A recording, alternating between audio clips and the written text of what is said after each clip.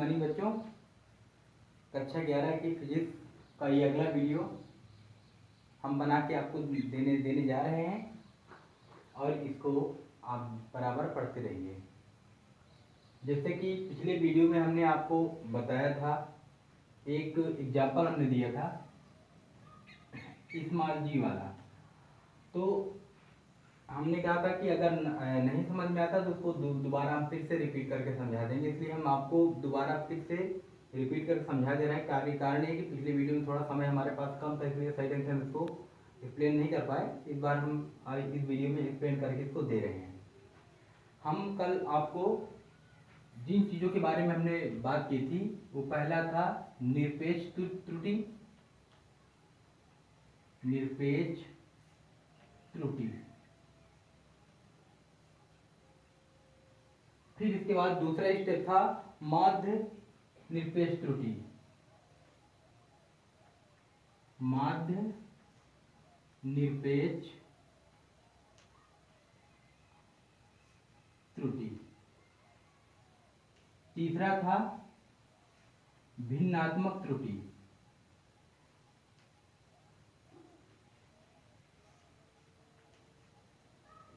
भिन्नात्मक त्रुटि। और चौथा था प्रतिशत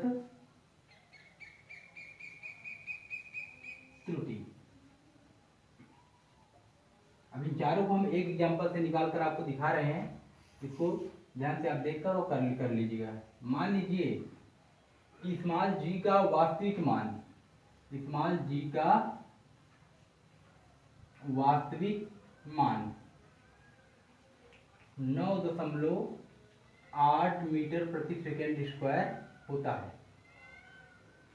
ये तो इतना क्लियर है कि स्मॉल जी का मान 9.8 मीटर पर सेकेंड स्क्वायर स्मॉल जी का वास्तविक मान होता है।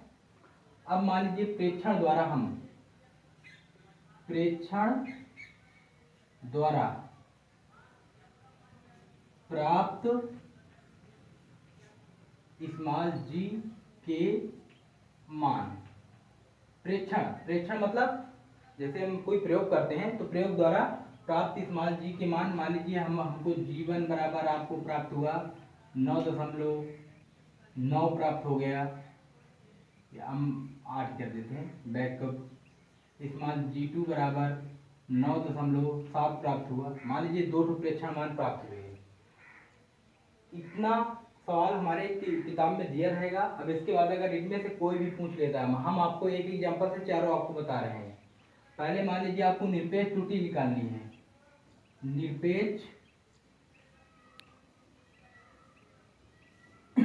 त्रुटि। निरपेक्ष त्रुटि बराबर फार्मूला क्या होता है? वास्तविक मान माइनस, अब यहाँ अंतर का चिन्ह होता है, बड़ा छोटा से घटा देते हैं, प्रेक्षित मान या प्रेक्षण का मान। प्रेक्षित मान। अब यहाँ पर वास्तविक मान इसका कितना है? 9.8। स्मॉल जी का वास्तविक मान 9.8 है।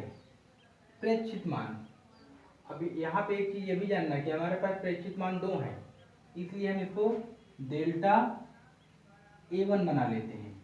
1 के लिए डेल्टा A1, डेल्टा लग जाता है। तो यहाँ पर 9.8 वास्तविक मान, प्रेक्षित मान हम थोड़ा सा और कम कर देते, 7 कर देते और इसको 6 कर देते, थोड़ा सा अंतर आ जाए। 9.7 ये प्रेक्षित मान पहला हमको 1 वाले का प्राप्त हुआ। तो इस प्रकार इसका आंसर क्या हो जाएगा? घटाने पर आ जाएगा 0.1। इसी प्रकार अगला वाला निकाल लेते हैं, डेल्टा A2। वास्तविक मान यही है 9.8, अंतर प्रेक्षित मान कितना है? 9.6। अब इसको आप घटाओगे 0.2 आ जाएगा। इस प्रकार आप निरपेक्ष त्रुटियां आप निकाल सकते हो। हमने परिभाषा भी निरपेक्ष त्रुटि की यही बताई थी कि किसी वस्तु का वास्तविक मान तथा उस पर प्रेक्षित किए गए प्रेक्षण का मान का अंतर निरपेक्ष त्रुटि कहलाती है। ये फार्मूला, मतलब इस फार्मूले से अपने निरपेक्ष त्रुटियां डेल्टा A1 डेल्टा A2 आपने निकाल लिया। चलिए, ये पहली चीज आपको समझ में आई निरपेक्ष त्रुटि आपको कैसे निकाली जाएगी। अब दूसरी बात, माध्य निरपेक्ष त्रुटि। माध्य निरपेक्ष त्रुटि। माध्य निरपेक्ष त्रुटि। अब माध्य निरपेक्ष त्रुटि क्या होती है? हमने इसको बताया कि सभी निरपेक्ष त्रुटियों का जोड़ और जितने हों उनका भाग माध्य निरपेक्ष त्रुटि कहलाएगी। तो माध्य निरपेक्ष त्रुटि को आप डेल्टा ए से डिनोट करोगे और मार्ट लगा दोगे। मार्ट का मतलब होता है कि अगर कोई निगेटिव भी है, ऋणात्मक भी है तो भी वो मार्ट से बाहर निकलने के बाद धनात्मक हो जाती है। यहाँ पर फार्मूला इनका delta A1 plus delta A2, दो ही हैं, और भी होते तो और भी आप प्लस करके लिख सकते। अब दो हैं तो भागे दो, माध्य निकालना है आपको। तो जितने हों उतना, जैसे एक दो, दो से भाग, तीन होते तीन से भाग, चार होते चार से भाग। और यहाँ पर मार्ट लगाने का मतलब अगर ये भी ऋणात्मक में आता है ऋण में, तब भी आपको इनके मान यहाँ पर धन पे ही रखने हैं। इसका मान कितना आया है? 0.1 प्लस इसका मान 0.2 भागे 2। इस प्रकार ये जुड़ के हो जाएगा 0.3/2। दशमलव हटा दो, जीरो बढ़ा दो, अर्थात 3/20। ये माध्य निरपेक्ष त्रुटि आ गई। ये चीज आपको इतना समझ में आ गया, क्योंकि हम इसको भी रब करके अगले वाले भिन्नात्मक त्रुटि में भी आगे हम बढ़ने जा रहे हैं। तो यहाँ पे हमने जैसे ए का प्रयोग किया है, यहाँ पे आप जी का, जैसे जी की वैल्यू निकालें तो जी का प्रयोग कर लीजिए, तो कोई दिक्कत नहीं है। Delta G1 delta G2, clear. अगर ए बराबर में मतलब ए का मान ऐसा कुछ मानिए तो ए प्रयोग करते, जी हमने माना है तो जी हमने प्रयोग कर लिया, एफ मानते तो एफ जो है पूरे सवाल में प्रयोग कर दे। ऐसे हमारे पास डेल्टा जी का मान कितना आ गया? 3/20। फिर से एक बार देख लीजिए, स्मॉल जी का मान 9.8 वास्तविक मान होता है, और हमने प्रयोग द्वारा स्मॉल G1 के मान 9.7 9.6 हमने प्राप्त कर लिए। तो पहले हमको अगर निरपेक्ष त्रुटि निकालना है तो निरपेक्ष त्रुटि का फार्मूला निरपेक्ष त्रुटि बराबर वास्तविक मान माइनस प्रेक्षित मान। निरपेक्ष त्रुटि अगर हमको पहले के निकालना है डेल्टा G1 कर लेंगे बराबर वास्तविक मान कितना है? 9.8 अंतर प्रेक्षित मान पहला हमने लिया तो 9.7, इससे इसको घटाएंगे तो 0.1 आ जाएगा, और 10 दूसरे वाले को निकालेंगे तो वास्तविक मान माइनस दूसरे वाले का प्रेक्षित मान, इसको घटाएंगे 0.2 आ जाएगा। इस प्रकार की निरपेक्ष त्रुटि निकल गई। माध्य निरपेक्ष त्रुटि, जितने निरपेक्ष त्रुटियां हैं सभी को जोड़कर उनके संख्या से जितने भी हों उनसे भाग दिला देंगे तो माध्य निरपेक्ष त्रुटि निकल आएगी। ये दो चीज आपको बेहतर तरीके से समझ में आ गई या नहीं? अब इसके बाद तीसरा नंबर उसका आता है भिन्नात्मक त्रुटि का। हम इसको थोड़ा से अब रफ करेंगे। स्मॉल जी का मान आप 9.8 वास्तविक मान आप याद रखना, अभी तीसरे वाले में आपको प्रयोग होने वाला है।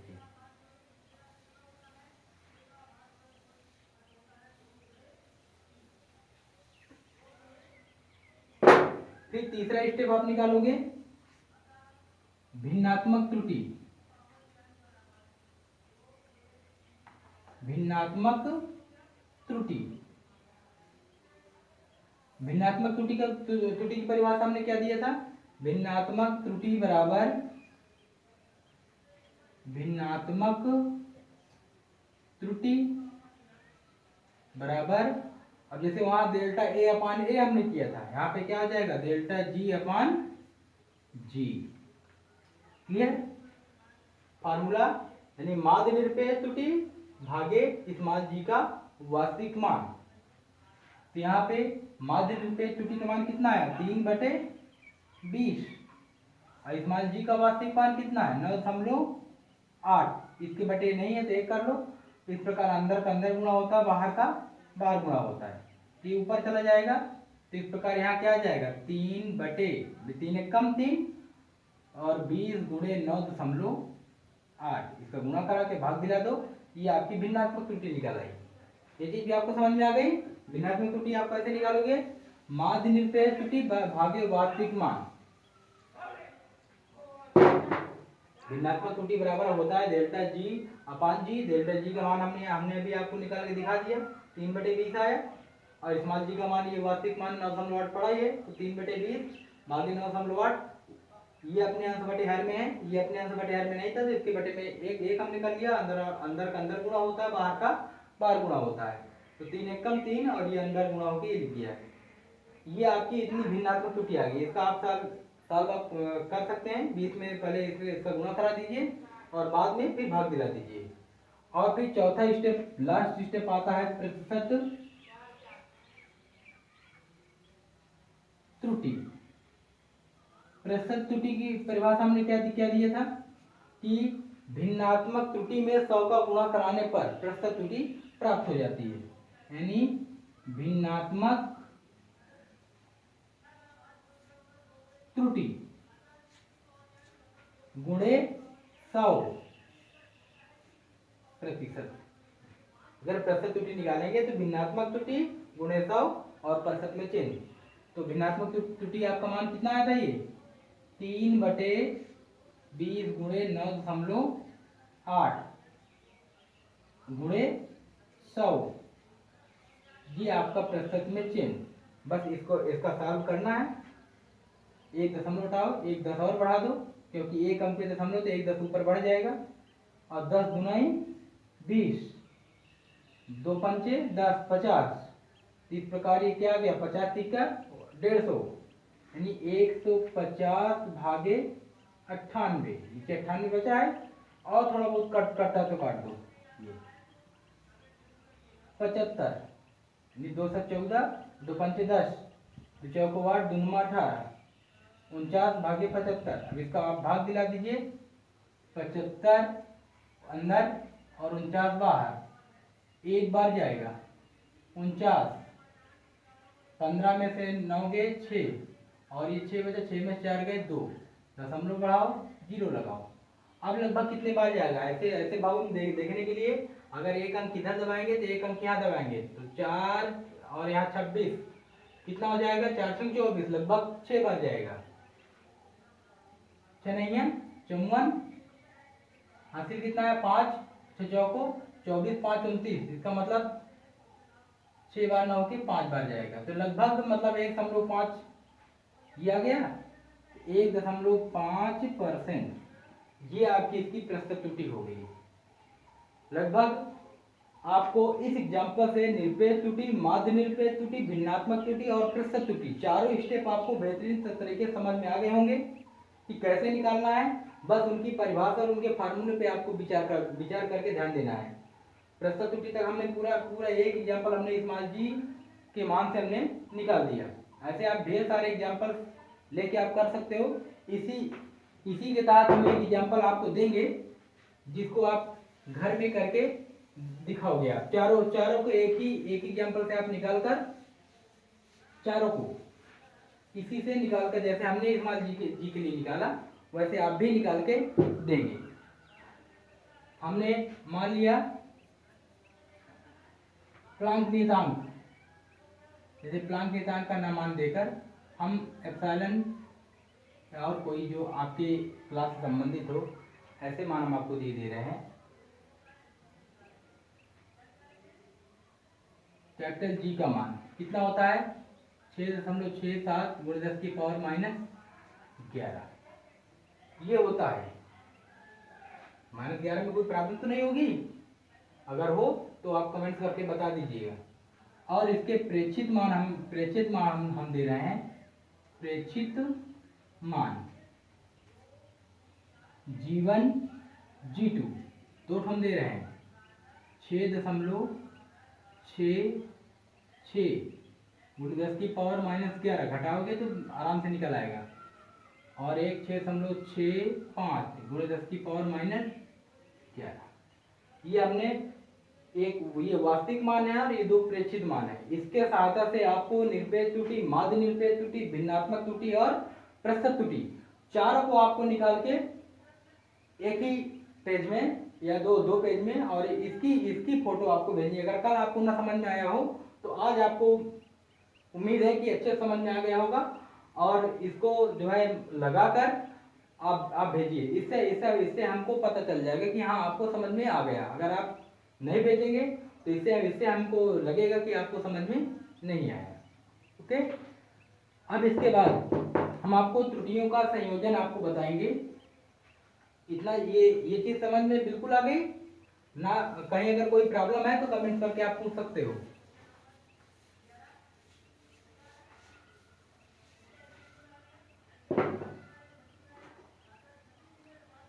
अब इसके बाद अगला स्टेप चलेगा त्रुटियों का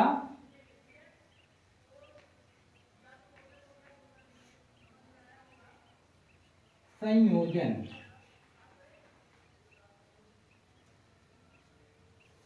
त्रुटियों का संयोजन, इसमें पहला हम आपको योग से बताएंगे। योग का मतलब जोड़ से आप कैसे त्रुटियों का संयोजन करोगे। कि यहाँ पे आपको एक चीज मानना पड़ेगा कि माना एक भौतिक राशि है, जैसे हमने बता दिया कि माना भौतिक राशियां x और y हैं तथा इनका योग या जोड़ z है। तो क्या लिखेंगे? z बराबर x प्लस वाई, है ना भाई? दो भौतिक राशियां x और y और इनका योग z है, तो z बराबर x प्लस वाई। अब आपको इनकी त्रुटियों के बारे में मानना है। माना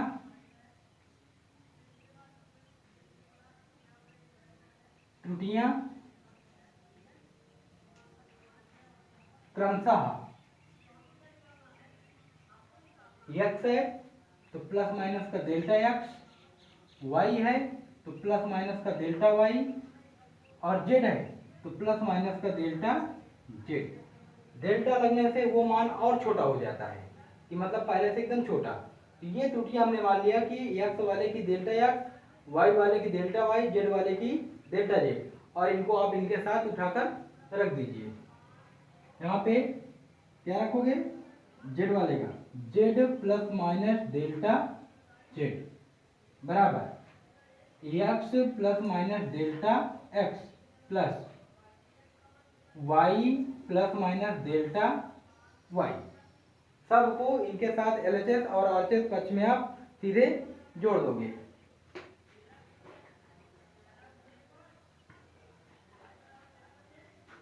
अब इसके बाद अब आपको इतना ये स्टेप इधर का, अगर z आपके x प्लस वाई के बराबर है तो यहाँ पर आप x प्लस वाई रख सकते हो।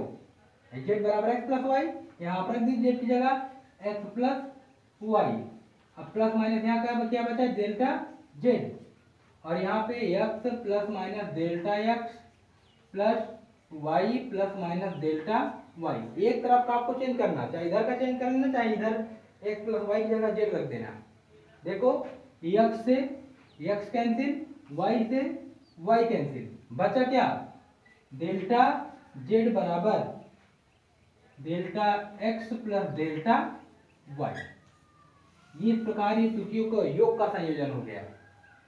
फिर से आपको एक बार, माना दो भौतिक राशियां एक x और y हैं और इनका योग z है, तो हमने क्या कर दिया? z बराबर x प्लस वाई।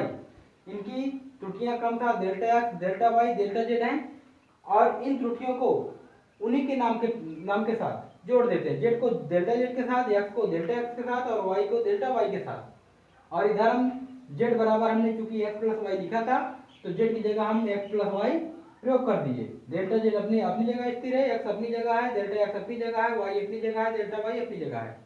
x इधर है, x उधर है, काट दिए। y उधर है, y इधर है, काट दिए। बचा क्या? Delta z, delta x, delta y। Plus minus के हैं तो चाहे तो आप सब में प्लस ले लो या सब में माइनस ले लो, तो इसका मतलब सभी पॉजिटिव ही आएगा। अगर आप प्लस ले तो कोई बात ही नहीं, पॉजिटिव वही है। अगर माइनस लेते हो इधर माइनस और यहाँ पर भी माइनस होगा, यहाँ पर भी माइनस, तो माइनस चिन्ह कॉमन लेके माइनस से माइनस काट दोगे तब भी प्लस में बनेगा। तो इसका मतलब कि चाहे ऋणात्मक हो चाहे धनात्मक हो, आपका योग धनात्मक ही प्राप्त होगा। अब अगले वीडियो में आपको इसके घटाने के बारे में और भाग के बारे में आपको बताएंगे, और इसको इतना आप फेयर में बेहतर तरीके से आप उतार लीजिएगा। ठीक है, थैंक यू।